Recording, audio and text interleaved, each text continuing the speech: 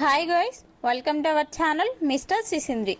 Big boss season 8 మరికొన్ని గంటల్లోనే 3వ వారంను ముగించుకోబోతుంది. ఇక బిగ్ బాస్ హౌస్లో వీకెండ్ అంటే ఎంత సందడిగా ఉంటుందో వీకెండ్ చివర్లో అంతకంటే ఎక్కువ ఎమోషనల్గా కూడా ఉంటుంది. ఎందుకంటే వీకెండ్ అంటే హోస్ట్ నాగార్జున వచ్చి కంటెస్టెంట్స్తో మాట్లాడి వారు చేసిన తప్పొప్పుల గురించి చెప్పి చివర్లో వెళ్తూ ఒక కంటెస్టెంట్ను ఎలిమినేట్ చేసి బిగ్ బాస్ హౌస్ నుండి బయటకు తీసుకొని వెళ్ళిపోతాడు.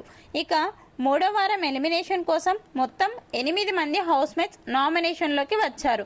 ఈ వీక్ నామినేషన్స్లోకి వచ్చిన 8 మంది హౌస్మేట్స్ ఎవరు అంటే విష్ణుప్రియ, ప్రేరణ, యష్మి, మణికంఠ, పృథ్వీ, అభయ్, నైనిక, సీత. వీరిలో నుండి 3వ వారం ఎవరు ఊహించని కంటెస్టెంట్ ఎలిమినేట్ అయ్యి బిగ్ బాస్ హౌస్ నుండి బయటికి వచ్చేసింది. 3వ వారం ఎలిమినేట్ అయిన కంటెస్టెంట్ ఎవరు అంటే బిగ్ బాస్ హౌస్లో ఆర్గ్యుమెంట్స్తో రచ్చ చేసే కిర్రాక్ సీత. ఏంటి, సీత ఎలిమినేట్ అయ్యిందా అని ఆలోచిస్తున్నారా? నిజమే, సీత ఎలిమినేట్ అవ్వాల్సిన కంటెస్టెంట్ అయితే అస్సలు కాదు.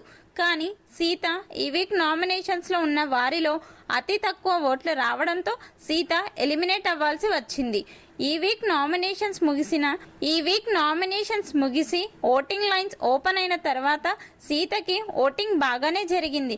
కానీ ఆ తర్వాత యష్మి, ప్రేరణ, పృథ్వీ, ప్రభావతి టాస్క్లో మంచి పర్ఫార్మెన్స్ ఇవ్వడంతో వారికి ఓటింగ్ ఒక్కసారిగా ఊహించని స్థాయిలో పెరిగిపోయింది.